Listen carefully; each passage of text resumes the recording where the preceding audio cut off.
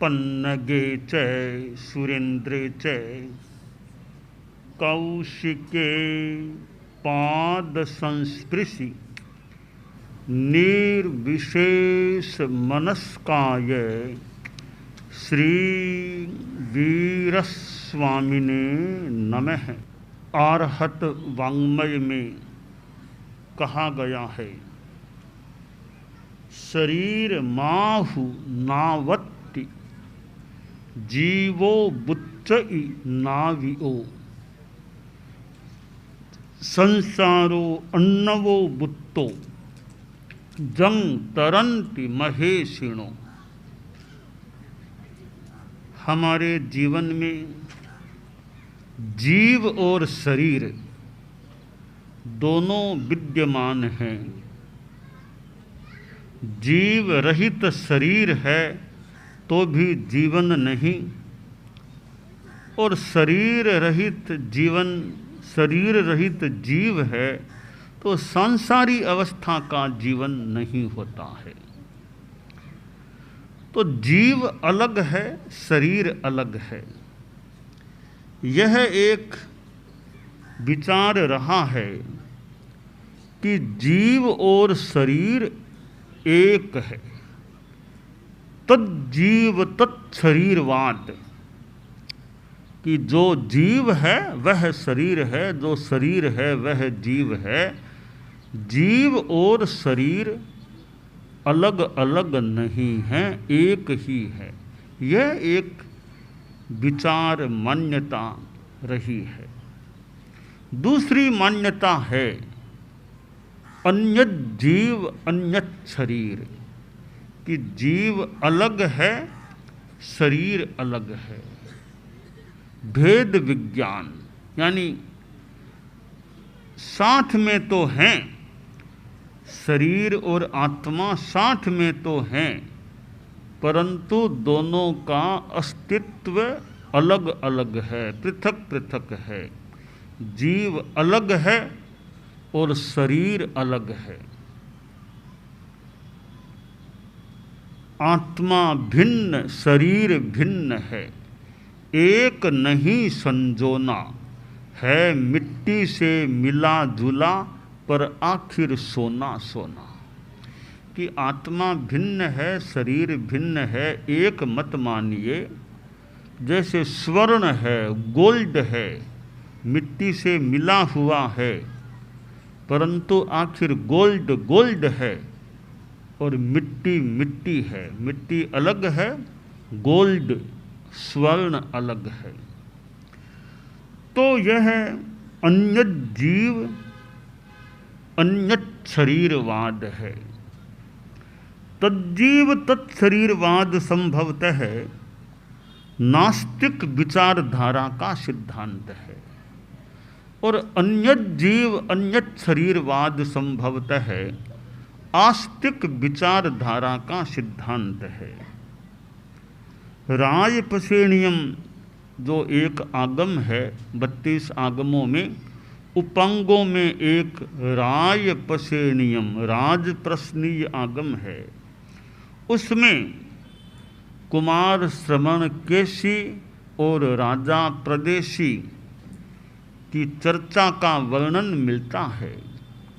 राजा प्रदेशी तज्जीव तत्शरीरवाद को मानने वाला था, तो कुमार श्रवण केशी अन्यत जीव अन्यत शरीरवाद के मानने वाले थे। दोनों में परस्पर चर्चा हुई थी, और उस चर्चा में आखिर राजा प्रदेशी कुमार श्रवण केशी की बात से सहमत हो गए थे और धर्म को स्वीकार कर लिया था।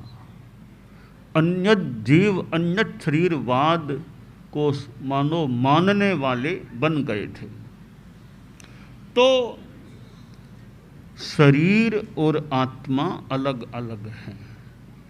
शास्त्र में कहा गया है कि शरीर को नौका कहा गया है। शरीर एक नौका है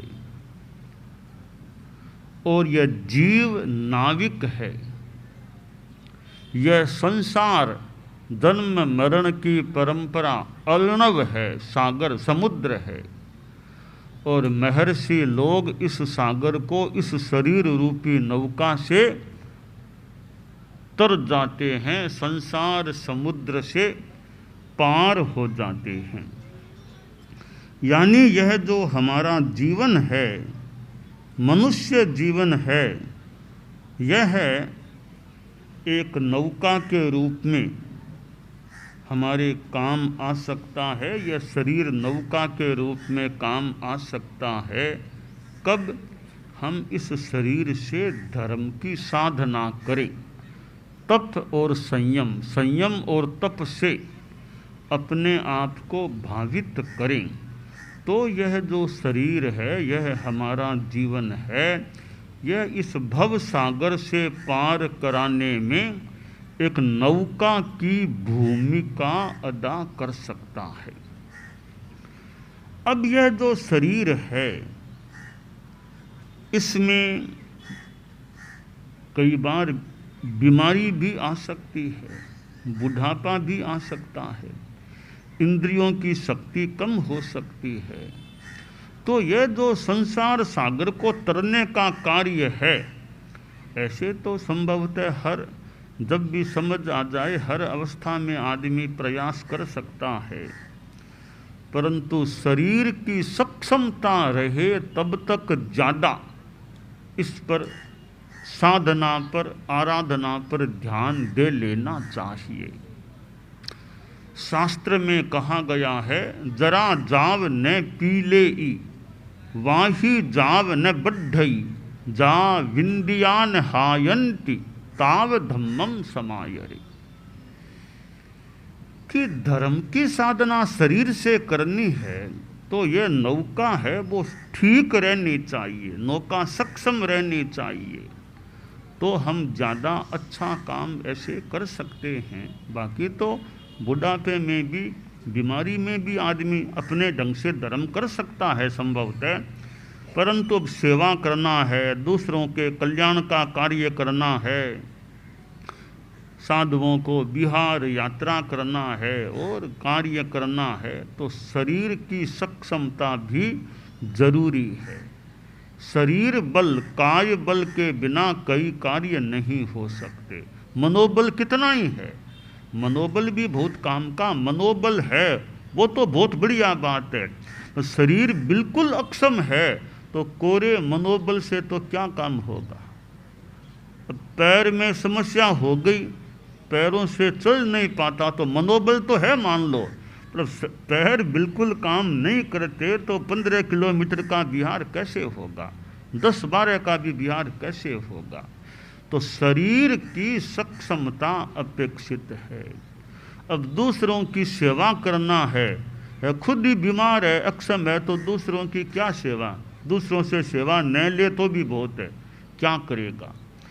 इसलिए जब तक बुढ़ापा पीड़ित करने न लगे, यों हम मान लें 70 वर्ष आ जाने के बाद बुढ़ापे का प्रारंभ, यों आगम में तो 60 वर्ष, 60 वर्ष का 60 वर्ष आ गए तो आदमी स्थविर हो गया।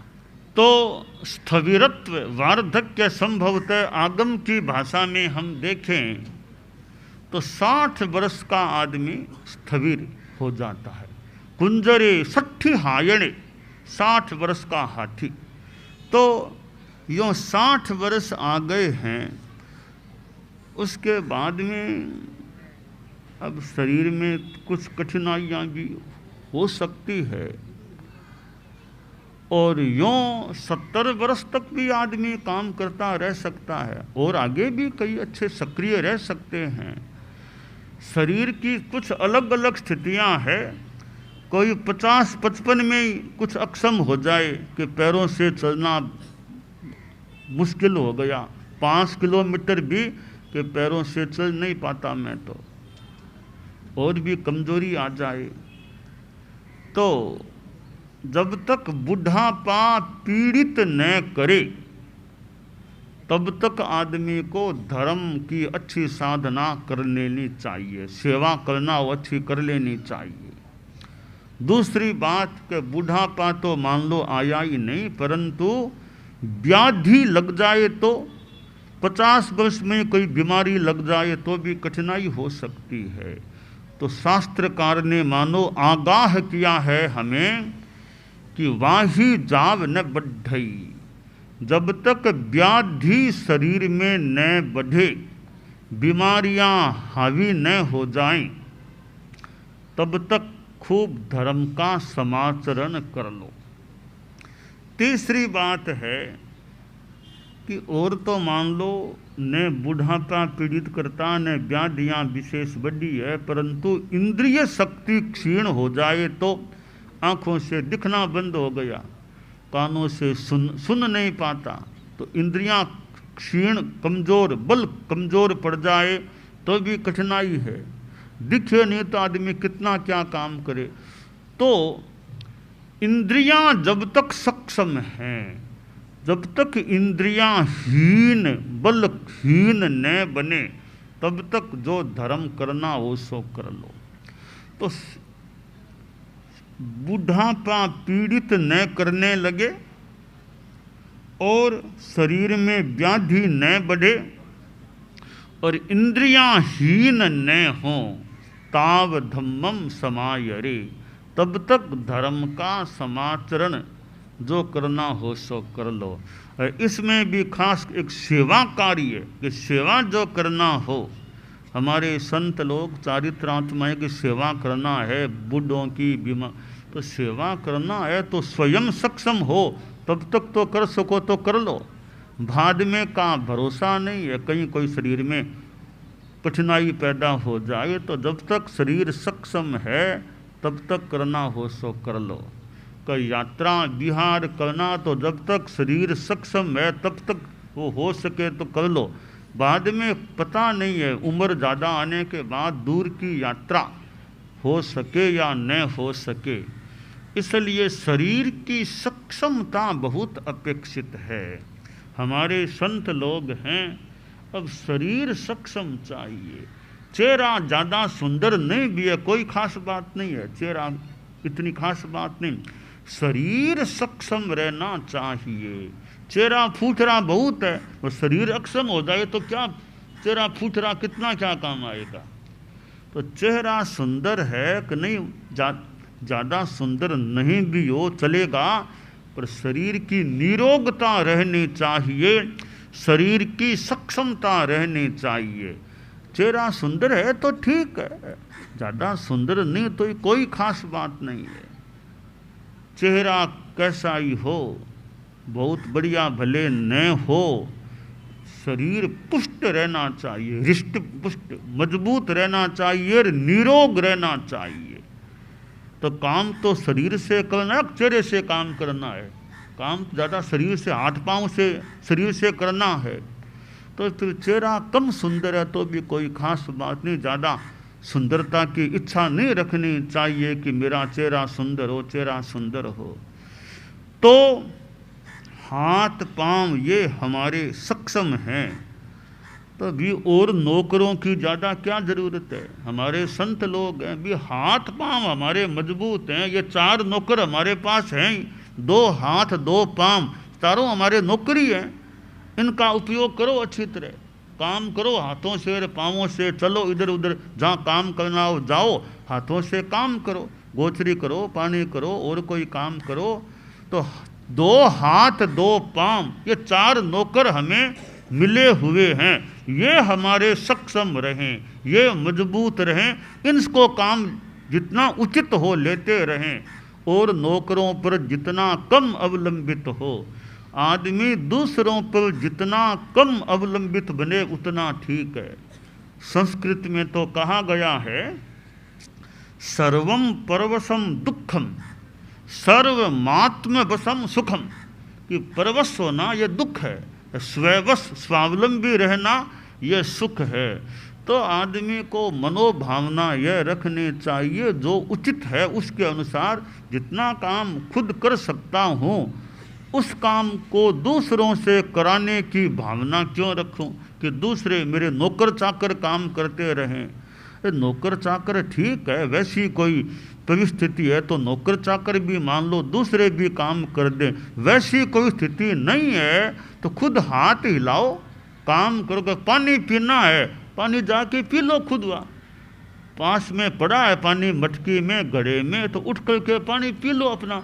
क्यों अपेक्षा रखो कि दूसरे आए मुझे पिलाएं, दूसरे पिलाएं। अरे तुम्हारे पाँव सक्षम है, हाथ सक्षम है, फिर तुम हमारे संत लोग बैठे हैं, ये पानी पीना खुद जा कर के पी लो। मटकी पड़ी है, प्याला पड़ा है, निकालो और पी लो। तुम कोई पिला दे तो ठीक है, मन में परवस्था क्यों रखें कि दूसरे पिलाएंगे तो पिएंगे, खुद तो कैसे। खुद के उठने में क्या दिक्कत है भाई, उठो, थोड़ा घूमना हो जाए तुम्हारा, थोड़ा घूमना भी हो जाएगा। पानी खुद पी लो, अपना काम अपने हाथ से कर लो, दूसरों पर लोड कम पड़ेगा, तुम्हारे पैरों को थोड़ा घूमने का मौका मिल जाएगा, हाथ को थोड़ा काम का मौका मिलेगा, खुद का काम खुद के द्वारा हो गया। तो वो एक बादशाह का बेटा कोई चला गया बाहर जंगल में, प्यास लग गई तो क्या पानी पीना है। इधर उधर देखा तो थोड़ी दूरी पर कोई कुआं दिखाई दिया, कुएं पर गया। वहाँ वो डोल थी, रस्सी थी, पानी भी था कुएं में। पर मन में आया, रे मैं तो बादशाह का बेटा, खुद के हाथ से थोड़ा ही काम करूँगा, ये काम तो नौकर करते हैं, कि कोई दूसरा आएगा तो उससे काम कराऊंगा, मैं खुद पानी नहीं निकालूंगा। वहाँ बैठ गया। शाहजादा था, बादशाह का बेटा। इतने में दूसरा कोई युवक उधर निकला भी, रे पानी पानी का, भैया आओ पानी पी लो है। वो आया तो कहा भैया पानी निकाल लो, तुम भी पी लेना और मुझे भी पिला देना। शाहजादा बोला। तो उसने कहा सा आपने पानी अब तक क्यों नहीं निकाला। सा मैं तो शाहजादा हूँ, बादशाह का बेटा। तो वह बोला सा मैं भी नवाब का बेटा हूँ, मैं भी नवाबजादा हूँ, मैं भी पानी खुद नहीं निकालता, नौकर काम करते हैं, तुम भी बैठ जाओ। फिर कोई तीसरा आ गया, वही प्यास की बात थी, पानी सा कि हमने तो नहीं निकाला, क्यों नहीं। सा शाहजादा है, नवाबजादा। वो बोला मैं अमीर का बेटा, मैं अमीर ज़्यादा हूँ, धनवान का बेटा, मैं भी क्यों हाथ से निकालूंगा। वही बैठ गया कि और कोई आएगा तो निकलवाएंगे। इतने में एक और लड़का दौड़ता दौड़ता, पानी है क्या। हाँ पानी है, आओ। बोले भाई पानी निकालो, हमको भी तीनों को पिलाओ, तुम भी पी लेना। सा आप कौन है। पहला बोला मैं शाहजादा, दूसरा बोला मैं नवाबजादा, तीसरा बोला मैं अमीरजादा, इसलिए हम पानी नहीं निकालते, हम तो बड़े लोग हैं, दूसरे काम नौकर करते हैं, हम थोड़े पानी निकाल लेंगे। अच्छा यह बात है, शाहजादा, अच्छा नवाबजादा, अमीरजादा। उसने वो डोल के रस्सी लगा के पानी निकाला, खूब पानी पिया, बचा हुआ पानी धरती पर गिरा दिया, माँ धरती को पिला दिया मानो। वे बोले रे हमें पिलाओ, हमें भी पिलाओ ना, हमें पिलाओ। सा आपको मैं क्यों पिलाऊं। सा हम देखो बड़े घरों के लोग हैं। अच्छा बड़े घरों के लोग अपना काम खुद नहीं करते हो, आप शाहजादा, आप नवाबजादा और आप अमीरजादा, मैं हूँ हरामजादा। मैं खुद का काम तो करता हूँ, दूसरों का नहीं करता हूँ, ऐसे में हरामजादा हूँ। कि आप लोग इतने अहंकार में हो। हाँ हम सेवा कर सकते हैं, पर आपके अहंकार को पोषण देने का काम मैं नहीं करना चाहता। क्यों, क्या बात हुई। आप बड़े आदमी हैं, पर जंगल का मामला था तो आप थोड़ा सा काम खुद नहीं कर सके। इतनी आप में क्यों ये आ गई मन में कि हम तो बड़े बड़े लोग हैं, खुद काम थोड़ी करेंगे। तो आप जो बड़े बड़े लोग हैं, आप अपनी जगह बड़े हैं, हम भी मानते हैं, पर मौके पर आदमी खुद काम नहीं कर सके, वो क्या बड़ा हुआ। तो मैं हरामजादा हूँ, खुद का काम करता हूँ, औरों का काम। ऐसे अहंकारियों का मैं अहंकार पोषण करना नहीं चाहता। आचार्य श्री महाप्रज्ञ जी से मैंने यह कहानी और से भी सुनी थी, उनके मुखारबिंद से भी यह बात मैंने सुनी थी। तो यह हाथ पांव हमारे हैं, हमारे संत लोग बैठे हैं, हमारे कई युवा संत और हैं, ये तो भी अपने हाथ पांव सक्षम रहें, दूसरे से काम कराने की वो पर निर्भरता अनावश्यक नहीं रहे कि खुद का काम खुद करें, और जो अक्षम या सेवा सापेक्ष हैं उनकी भी सेवा करें। खुद के हाथ हिल जहाँ ज़रूरत है वहाँ हिलाएं, काम करें। तो खुद को पानी पीना है तो दूसरे के भरोसे क्यों रहो। ठीक है, दूसरे पिलाएं, उनका विनय है, वो भी भले मान लें, पर हम निर्भर न रहें कि दूसरे पिलाएं तो पिएं, खुद का काम खुद हाथ से कैसे करें, हम तो बड़े हैं, दूसरे क्या। अरे काम करने से कोई छोटा थोड़ा ही। कोई सिद्धांत होगा कि बड़े लोग अपना काम नहीं करते। एक सिद्धांत मैं यह भी मानता हूँ, काम करने से कोई छोटा नहीं होता है, कार्य करने से कोई छोटा नहीं होता। काम करने वाला अच्छा है, यानी काम करने से कोई छोटा नहीं बन जाता। काम का क्या छोटा और क्या बड़ा। ठीक है, एक व्यावहारिक भले व्यवस्थाएं होगी, यह काम बड़ों का, यह काम छोटों का, पर मौका आए तो कोई भी काम सामने पड़ा है वो करने में क्या संकोच है। सामान्य व्यवस्थाएं हैं भी, अमुक काम अमुक का, अमुक काम अमुक का, सामान्य अमुक बड़े गोचरी करेंगे, वो पानी लाएंगे, वो जगह साथ, एक सामान्य व्यवस्था मान ले व्यवहार में ठीक है, पर मौका आ जाए तो ये सब भेद रेखाएं समाप्त करके जो भी काम करने का लगे वो काम करो। जगह साथ करना तो वो काम भी करो। और तो क्या, बड़े हो तो मौका ऐसा ही आ गया, किसी का टट्टी साफ करना वो भी कर दो, कोई संकोच की बात नहीं। हाथ हमारे हाथ मजबूत है तो काम करते रहें, जहाँ जरूरत है काम करें। तो कोई बीमार साधु है, हम भले कोई बड़ा भी है, पर अब और कोई मौका नहीं, दूसरे आसपास हैं कि नहीं, जरूरत है तो दूसरों का टट्टी साफ करना वो भी काम आदमी कर ले, कोई बुरी बात नहीं। सेवा करना है हमको तो अग्लान भाव से सेवा करना। कोई बीमार हो गया, दस्तें लग रही है, उल्टियाँ हो रही है, तो उसकी उल्टी भी साफ करो, उसकी दस्तें भी साफ करो, सेवा करो, काम करो। यह संतों को हमारी ओर से यह संदेश है, शिक्षा है चारित्रात्माओं को कि मौका आए तो कोई भी हम जो काम कर सकते हैं, बस हमारा शरीर सक्षम रहे, हाथ पांव और शरीर सारा स्वस्थ रहे, निरोग रहे, हम दूसरों की यथा औचित्य सेवा करते रहें। यह हमारे में भावना, हमारे संतों में चारित्रात्माओं में यह भावना रहनी चाहिए।